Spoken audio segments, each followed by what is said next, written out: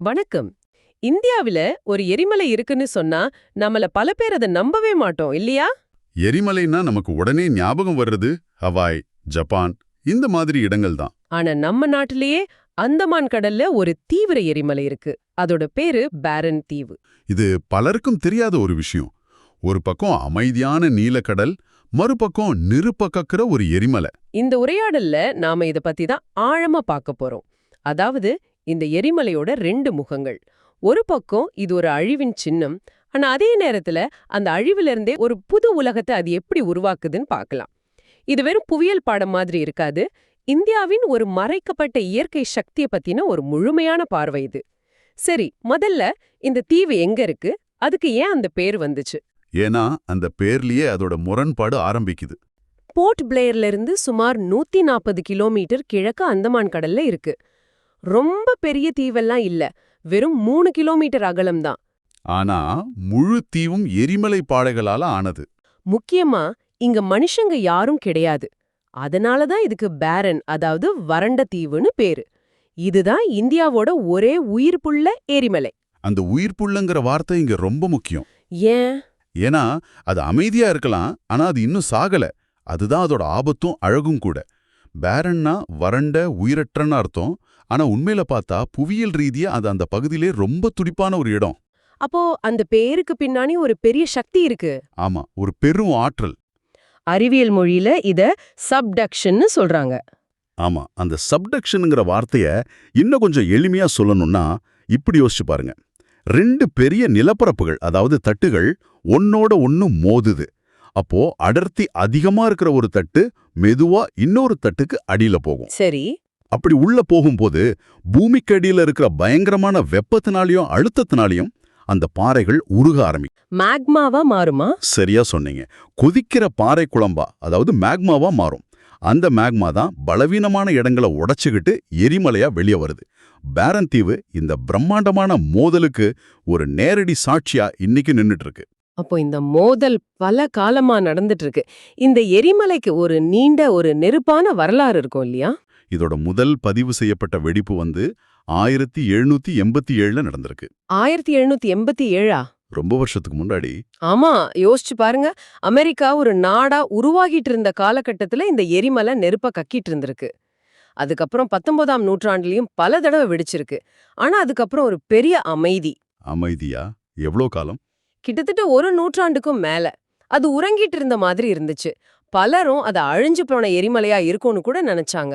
ஆனா அந்த நினைப்பு தப்பாயிடுச்சு.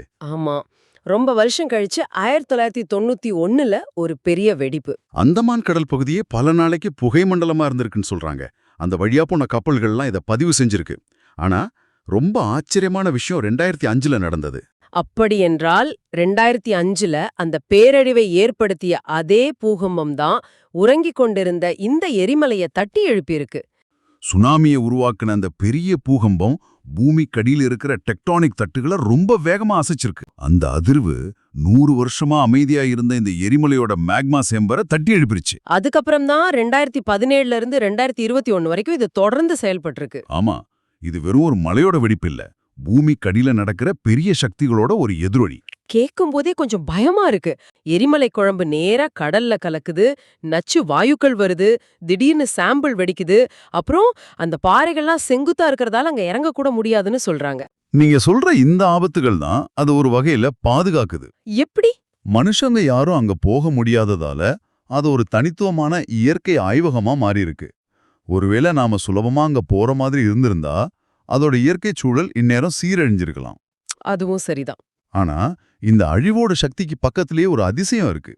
பேரன் தீவுக்கு பக்கத்துல கடலுக்கடியில 400ல இருந்து 600 மீட்டர் ஆழத்துல இன்னொரு எரிமலை இருக்கு. என்னது? கடலுக்கடியிலையா? ஆமா, இது ஒரு எரிமலை தொடரோட ஒரு பகுதி. இத நார்கொண்டம் பேரன் எரிமலை வளைவுன்னு விஞ்ஞானிகள் சொல்றாங்க. ஒரு நிமிஷம். கடலுக்கடியில இன்னொரு எரிமலை. அங்க என்ன இருக்கு? நெருப்பு கக்குற ஒரு இடத்துக்கு பக்கத்துல எப்படி உயிரினங்கள் வாழ முடியும்? அதுதான் நம்ப முடியாத ஆச்சரியம். அந்த பகுதியில விஞ்ஞானிகள் ஆய்வு செஞ்சப்போ ரொம்ப அரிய வகையான பவளப்பாறைகள் இருக்கிறத கண்டுபிடிச்சிருக்காங்க. எரிமலை குழம்பால உருவான பாறைகள், 100க்கும் மேற்பட்ட மீன் இனங்கள்னு ஒரு தனித்துவமான கடல் சூழ்நிலை மண்டலமே அங்க உருவாகியிருக்கு. இதுதான் இயற்கையோட ஒரு முரண்பாடான அழகு.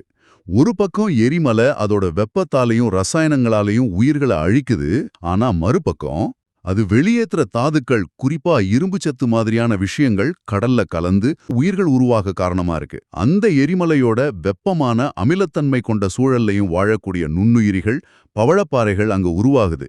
இது நமக்கு ஒரு முக்கியமான விஷயத்த சொல்லுது. அழிவிலிருந்து தான் ஒரு புது தொடக்கம் உருவாகுது. மிகச்சரியா சொன்னீங்க. இதெல்லாம் கேட்டதும் உங்களுக்கு ஒரு கேள்வி வரலாம். நாங்க அங்க போக முடியுமா அப்படின்னு.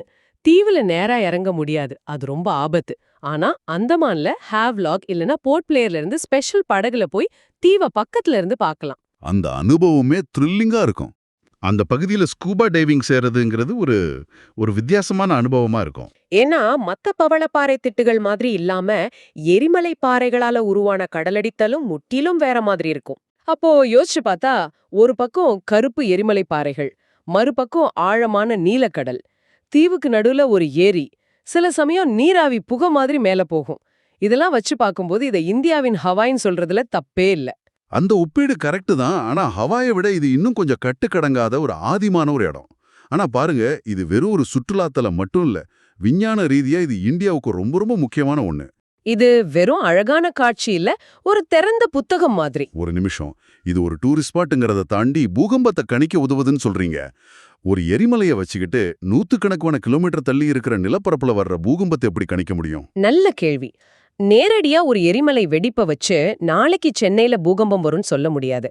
ஆனா இது வேற விதமா உதவுது. நாம முன்னாடி பேசின மாதிரி இந்திய டெக்டானிக் தட்டு நகர்றதால தான் இந்த எரிமலையே உருவாச்சு. ஆமா. அதனால இந்த எரிமலையோட செயல்பாடுகளை, அதாவது அதிலிருந்து வர்ற வாயுக்கள், சின்ன சின்ன நில அதிர்வுகள், அதோட வெப்பநிலை, இதையெல்லாம் தொடர்ந்து கண்காணிக்கிறதன் மூலமா இந்திய டெக்டானிக் தட்டோட நகர்வுல ஏற்படுற மாற்றங்களை துல்லியமா தெரிஞ்சுக்க முடியும். அந்த தட்டோட நகர்வு தான் இமயமலை பகுதியிலயும் வட இந்தியாவிலயும் பெரிய பூகம்பங்களுக்கு காரணம். அதனால பேரன் தீவுல கிடைக்கிற டேட்டா அந்த பெரிய புதுரோக ஒரு முக்கியமான துண்டு. அதாவது பூமிக்கு அடியில என்ன நடக்குதுன்னு பார்க்க இது ஒரு ஜன்னல் மாதிரி. இந்தியாவுல ஒரு எரிமலை இருக்குங்கிற ஆச்சரியத்துல ஆரம்பிச்சு, அது எப்படி பெரிய தட்டுகளோட மோதல்ல உருவாச்சு, அமைதியா இருந்த அது ஒரு சுனாமி எப்படி தட்டி எழுப்புச்சு, அதோட ஆபத்துக்குள்ளேயே எப்படி ஒரு அதிசய கடல் உலகம் ஒளிஞ்சிருக்கு, அதோட சுற்றுலா மற்றும் அறிவியல் முக்கியத்துவம்னு எல்லாத்தையும் பார்த்தோம். பேரன் தீவு இந்தியாவின் கட்டுக்கடங்காத சக்தி வாய்ந்த கணிக்க முடியாத ஒரு இயற்கை படைப்பு. இது வெறும் ஒரு தீவு இல்ல, பூமி அதோட இதயத்திலிருந்து பேசுற ஒரு மொழி.